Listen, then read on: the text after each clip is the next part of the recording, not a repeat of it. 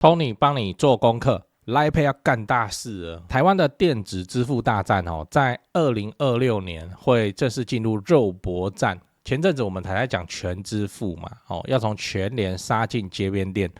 现在 Line Pay 也坐不住了，接口好像有自己的问题这样。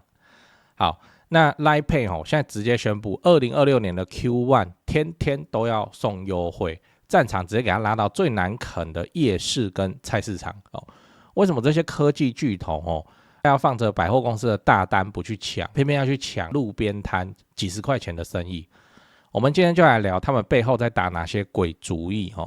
嗨，我是电商 Tony 陈。你觉得商业的世界很复杂吗？欢迎收看 Tony 帮你做功课。我就不讲大道理了，就带你看看热闹然后也看看门道，这样我们就开始吧。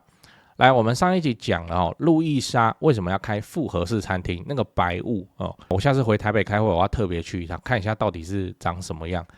那这次我们来讲 Line Pay 要干大事了这次我们来讲一个新闻，标题我念一下：2026 Q1 天天 Line Pay 8大人气主题，每周可领最高500元优惠券那内容就是 Line Pay 2026第一季的新优惠方案，它强调贴近日常生活，全面回馈，而且它将那个优惠的范围从超商、便利商店然后到生鲜超市，一路给它扩及到夜市跟街边小店。这目的就是要让消费者在原本就会花钱的生活场景自然而然去转成使用 Line Pay。好，讲到这边我们先暂停一下我在全支付盗刷争议的这支影片有分享了全支付的下一步就是以全联为中心向外扩展来进攻各种手摇街边店夜市等等。那你看现在 Line Pay 它也要这样子，所以说电子支付行业大家的策略都大差不差啦，都是要往实体的店家进攻。来，你看我划线的地方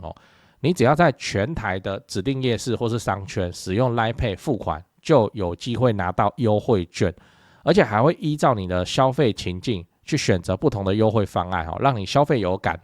然后也针对大家常去的店，例如家乐福Seven、星巴克等等，还有那个 Lopia， 这个最近好红随便滑都是它的新闻。Lopia 有没有去逛过？然后推出每周的点数回馈跟优惠券如果你对优惠方案有兴趣的话，那你就直接打开你的 Line， 你去 Line Pay 的页面看一下最近有什么优惠活动。好，那我们还是来讨论 Line Pay 它到底是想干嘛？这个是大傻逼呢所以你要知道 Line Pay 的商业策略那一样，我们先讲比较基本的商业逻辑，后面再讲一个我自己思考的版本那 Line Pay 的这一通操作最核心的考量是什么？当然就是扩大交易量跟市占率嘛。因为电子支付业者的主要获利模式是什么？电资他们在赚什么？赚那个交易手续费，它也不是全赚它也有要给那个清算银行的成本在所以这 0. 几%而已。目前含税的话是 3.15% 我再强调一次，它不是说 3.15% 它全部赚走好来，不要小看这个 3.15% 它实际经过的流水很惊人你看我划线的地方这写说第三方支付业者若日均代收付金额超过20亿，一天20亿这样流来流去一天那你看一个月是多少？一年是多少？日均支付超过20亿台币就必须升级为电子支付机构。然后 Line Pay 在去年的7月它就升级了，所以它现在日均代收代付的额度是超过20亿的。然后他说2024年的营收有80%都来自商家的交易手续费，所以 Line Pay 现在是非常赚钱的。然后我们刚才也提到了嘛， Line Pay 这次的让利蛮多的，就是如果你去夜市消费或是商圈去消费，直接给你优惠券，那它是要干嘛这个就是要攻占现金交易的最后堡垒。在台湾的话就是夜市跟菜市场我八卦再讲一个更巨大的市场，然后这边讲个题外话你知道为什么夜市跟菜市场都很不喜欢电子支付吗？当然你说习惯拿现金是一个原因但最主要的原因其实就2个。来，第一个担心被课税，因为电子支付就有消费记录嘛，所以你赚多赚少这一翻两瞪眼不能够自己喊这样。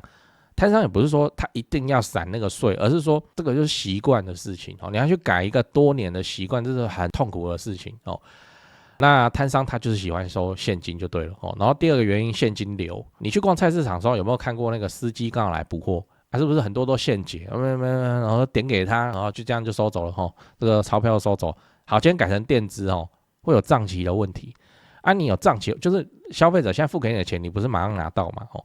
那你店家你就要多拿出一笔钱来做周转，看他生意有多大，他的周转金就要准备多大。那以一般菜市场的摊商来说的话，可能一个小菜市场摊，他可能都要准备到30万、50万来做周转。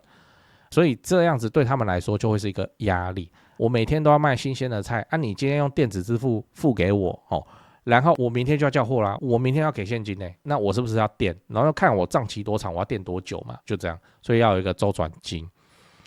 夜市跟商圈就不喜欢这种电子支付。好，那为什么 Line Pay 就是要来啃这个难啃的硬骨头嘞？我认为就是要高频带动低频当然那个政府现在要推电子支付，什么台湾 Pay， 它也有那个让台面下的金流可以到台面上来有记录，然后它有抽税的原因，所以政府可能有协助它什么，这个我不知道那再来就是我认为是要高频带动低频频率啦，因为夜市商圈这个高频消费嘛，那家乐福、宝雅这个也不叫多低频，但是它就不叫高频你那个不会每天都去宝雅嘛？你每天都去宝雅，你是要买什么？但是你每天去夜市，你可能可以今天吃鸡排，明天吃臭豆腐之类的那所以 Line Pay 想要让消费者更早习惯使用 Line Pay 的话，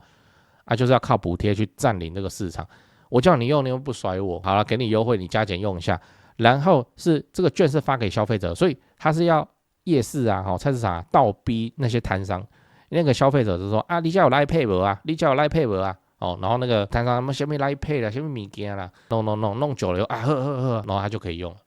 但是要补贴这个消费者，被迫转型摊商会被迫转型。那因为消费者一定会开这个口的，为什么因为电子支付我才有优惠没有的话，那我就下一家那摊商就想要这个客人的话，就必须要去配合就是这样。当想要使用电子支付消费的消费者越多，这些摊商我跟你讲，就被迫升级像现在很多观光夜市你不升级也不行，政府单位就来那边办强迫然后办公开透明良善沟通，叫你要升级之类的电子支付。不要忘了除了 Line Pay 之后，全支付它现在也要进攻摊商所以我们可以预想未来1年以内会有越来越多的夜市跟菜市场都要开始支援电子支付了最后你要知道 Line Pay 的生成战略这边就我自己的思考那我就来讲说，如果 Line Pay 真的完成这一段布局以后，它接下来会干嘛？好，那以下就是我的胡思乱想他想要依序做到这些事情，我个人认为讲这个应该不会被告吧那最近那个 Cheap 就被告了嘛，我不是讲这个，这都商业思考的东西第一个，大规模覆盖各种消费场景；第二，掌握消费行为；第三，建立精准个人化服务；第四，扩大金融服务规模，并且在最后要形成；第五，独占市场。那我们突然讲这就变得很无聊没关系，我尽量白话说给你听。我依序解释来，第一个，大规模覆盖各种消费场景，就说 Line Pay 它打算从超商百货现在到夜市小吃，那成为一个无所不在的支付选项嘛，让消费者无论大额小额，反正就是用 Line Pay 就对了习惯去用 Line Pay那 Line Pay 还有一个其他平台没有的优势，那就是 Line 你也在用 Line Pay 有转账功能这可以形成一个什么样的场景？就是你跟你朋友出门买东西什么的，然后他就说我直接 Line Pay 给你就这样，然后就打开 Line 然后转给你就结束了这个很夸张就是我自己都有受到影响，太多朋友在那边问了尤其是公司新进的那个小妹妹小弟弟，他们用 Line Pay 技法是纯手就这样子问然后我也去办一个才有办法收他的钱这样，然后还真的蛮方便的你就不用对面贴什么银行账户，然后那边怕输错，那边一直切来切去看来看去什么的你觉得 Line Pay 直接转过去，这个就可以用，你去吃胡须章你就可以折就这样来第二个，掌握你的消费行为。你现在在用 Line Pay 付款的时候，是不是很多店家都叫你要加入 Line 的官方账号，这样才能够领折价券跟累积点数等等有的没的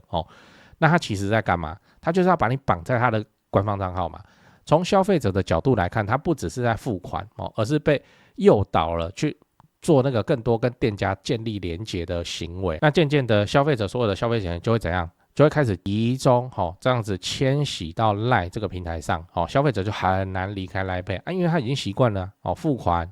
获得好处之后再去付款这个循环，这个才是 LINE Pay 真正厉害的地方，就是布局透过掌握消费行为，让你生活中每一个消费动作都能够无意识的，反正就是要干嘛要跟钱有关，你先开 LINE Pay 再说来，第三个，建立精准个人化服务这个就是我们那个系统商或那个我们的主战场。好，我们刚才有讲了 LINE Pay 他想要让你每天都用它，那换句话说就是他想要做到精准的掌握你的消费资讯然后这个资料是很值钱的它可以包装去识别化，就是那种个资法之类，去识别化以后卖给商家。例如说你是消费者，你今天去 Nike 消费，你也没干嘛那你就是买了一个袜子，然后他就在你身上打一个 tag 叫做运动用品而且还打一个 tag 叫 Nike。 好，那接下来运动用品商就可以针对你这包受众不止你买嘛所以有相当多人会被打包起来，叫做反正这些人就会买运动用品。那你现在要投广告，你有没有投这个会买运动用品的？因为你也是卖运动用品的就这样。然后你还不会觉得反感呢，因为这些东西刚好很切合你的需求，不会说我今天去买那个 Nike 的运动袜结果让我看到一个什么什么路易莎青燕牛排馆咖啡什么什么，不会这样嘛这个落差就太大那你就点进去了然后这个又是个正循环，就会让广告越来越有效，那越来越有效，广告就抬价嘛然后那个广告主就支付更多，广告支付更多他乐意，为什么？因为真的有效这不是唬烂的。像那个 LINE 的广告现在最被人家诟病，最被广告投手们诟病的就是那个受众很奇怪然后那个花那个钱下去感觉打得太广泛太宽泛了，没什么用这样现在台湾的网络广告行销费用，除了站内什么你在 Momo 做生意，你就是买 Momo 站内广告这种以外，最主流还是 Meta 嘛Meta 这个体系就脸书啦然后把广告投放到哪边？投放到 Facebook， 投放到 IG 这边大概是消耗掉最多的钱。好，那接下来这个钱只要你受众变准，我跟你讲你就挖得到这边的钱了。而且这个大家都有 FB 账号而且大家都有 LINE 而且 LINE 还直接还可以付款，还可以干嘛？你看 IG 跟 FB 还不能那 LINE 账号里面可以直接绑 LINE Pay 来，第四个，让 LINE Bank 变得更强大。银行这个是我最期待的，就是你去跟银行办贷款办信用卡，他不是跟你要一些财力证明嘛，然后他也会查你的什么信用分数嘛，然后看一下你过往的这个缴款记录有没有正常好，那今天这个 LINE 手上就有你的金流了，你买什么他都知道那你会去哪边消费，花多少钱一清二楚他都一清二楚好，这些数据可不可以变成 LINE Bank 的决策的依据？可以啊，怎么不行他们一家的呢，就是如果你去跟 LINE Bank 申请信贷的话，那 LINE Bank 会更有把握更有把握，就是说今天不是一个阿萨布鲁就走进来就跟我说要信贷，那我也不知道他行不行，所以我才要跟他调这些资料，然后去做一个评分那今天你过往的消费在我手上我都看得到你的账，然后清清楚楚你这个风险很低，那你这个风险很低的话我信贷利率给你便宜一点你就高兴了那如果这个人每个月都透支都在那边缴最低的话，那我利率我要给他拉高一点之类的，也就是说他可以比其他银行更不用去担心那个呆账，因为高风险的人就被他剔除掉了高风险的人来找他申请的他会亮灯光是这点对这个银行的业务来说就非常的有帮助了。然后那个消费者也会想要跟他申请跟他贷款为什么？因为他的利息比较低呢，而且每个人都还不一样呢，他的利息确实比你外面随便走进玉山走进富邦都还要低很多，甚至还可以怎样？根据你的消费状况，他可以直接推荐给你一个XX万的车贷或急用金的额度，然后利率可以非常的低，比方说就2点多%1点多%，他不怕你知道，因为他看你过往的记录你这个是个好人好没关系那我们来互惠一下，我给你一个超低的利率那反正你会还就这样，让你觉得他不办可惜这个就是厉害的地方。所以你看到我们今天讲 LINE Pay 它看起来只是就是聚焦在这个 LINE Pay 这个工具身上，他想要把触手伸进夜市跟商圈，但是他其实背后打的算盘很惊人，他背后有银行对不对然后有一大堆行销的资源可以用LINE LINE 购物LINE 直播这些都是现在看起来是烧钱来抢市占率，但其实 LINE Pay 是在透过这样的布局来逐渐建立一个无法被取代的支付的生态系跟会员的入口跟一大堆精准的标签哦，最后让你无法离开，然后变成你生活的基本需求。我觉得啦，我觉得是这样。好，讲的差不多了，那今天就先分享到这边，给你做个参考。你有其他想法看法的话，也欢迎底下留言，我都会看哦。那如果你想看到我分享更多商业世界背后的逻辑，我也开通了 YouTube 频道会员，欢迎你的加入，直接用钱支持我，让我可以投入更多的钱哦，帮你把那些复杂的商业套路拆解清楚。讲八卦哦，讲八卦，反正都在讲 Line Pay 了嘛，都在讲支付了嘛。哦，来有一个，这个我特别说明一下哦，房地产哦，房地产，我现在不是突然什么串台了哦，我就讲房地产。好，来，房地产是这样哦，你既然 Line Pay 你都在用，然后你要支付，你要去摊上什么？有2块市场，拜托你考虑一下哦。第一个是房贷，好，房贷。台湾目前有3家纯网银银行哦，这个 Line Pay 嘛 ，Line Bank 哦，还有乐天哦，然后还有将来银行。将来银行的话，算台湾国产的，就是它背后大股东中华电信的这种。这3个里面啊，这我打电话问的哦，只有将来银行哦，将来它有在做房贷，而且它做房贷还限定哦，就是北部地区，我不知道南部开了没，我上次问是还没哦，高雄这边做房贷。这个很合理吧？这个房贷银行啊，本业啊，那你干嘛不做哦？你看银行房贷，这个银行自己都不想做哦，狗都不做，因为利率那么低，有了没的。那我是建议就你去做房贷嘛。你今天是纯网银你没有那个一大堆实体门市哦，工作人员要养你可以给我比较低的房贷利率啊，对不对？那我就高兴，那我就跟你办哦，甚至日后转贷增贷，我就转到你那里去，都不做，真的是那。这个房贷市场，你要不要看一下它什么日交易量啊过20亿哦？那你这样办那个房贷，你的银行本业会变得很强，然后开始触发下一个东西叫做还房贷，对不对？你都在 Line Bank 了，你让我用 Line Pay 来还房贷有什么问题吗？哦，现在就是不行啊，用 Line Pay 来还房贷哦，那是不是你那个日交易量你可能可以突破200亿吧？对啊。那个1号到31号，每天都有不同人的房贷到期哦，的房贷这一期就要缴，那要缴就要缴，那好几万呢哦，甚至好几十万呢，就这样缴，就用 Line Pay 来扣，你那个 Line Bank 哦，会突然变得很厉害，因为从你手上流过的钱超级多哦，房贷啊，真的考虑一下，我对纯网银办房贷是有信心的，你们要出人来拍照还是什么都没差嘛，那你们做一下好不好？不然。就是提供给我们这些民间那个房贷新的选择，不然麻烦那个我喜欢纯网银，然后请他们去做房贷的原因是什么？就是准备资料部分很多很麻烦啊。那看看希望能听到我的呼吁，然后开始来办这个房贷，甚至啊，你可以大胆激进一点你就有我Line Pay使用记录嘛，你就知道我是个好咖还是烂咖了建价帮我建高一点，你不要那么又保守，你好不容易做了一个，然后保守到不行，然后变成说我在其他民间的民营的银行我可以贷到8成，照你这边你跟我说你放8成，可是你是不知道哪来比较低的建价，弄一弄只剩7成，那我当然还是找民营银行你可以大胆一点，建价高点。你现在那么厉害你现在有这些Line的使用记录，为什么不做这件事情？这房贷是第一块市场，然后第2块市场，为什么不让我用 Line Pay 缴房租？对不对？有非常大量的朋友都在租房子嘛，北漂啊、南漂啊、学生啊等等。那现在缴房租都是汇款干嘛不去拿这一块市场啊？这一样就跟夜市摊商一样，这是倒逼。房东是一定不要的反正我就是你就是汇款来就好了嘛。那如果有汇款交易手续费，内扣也是扣你的不是扣我的那你现在要推我这个东西，你要用 Line Pay 来付。那个手续费3%你看我房东要不要？我是不要的，因为都好几万，假设3万的3%，对不对？那这个我认为是可以解的，就是让市场去倒逼这些房东配合。没有，我现在就是要用 Line Pay 缴，因为这样怎样好。如果能生出这个理由的话，倒逼房东，房东想想算了没差了之后我涨你房租就好了嘛，这个手续费多少我就涨多少嘛就这样。好，那我一旦这样子做之后。房租都可以用 Line Pay 来付，我个人认为这个情景才是电子支付的下一个广阔辽阔到爆的市场。台湾现在1年在付了房租钱加一加100亿以上甚至到1000亿的规模，1000亿是说不定有的。为什么？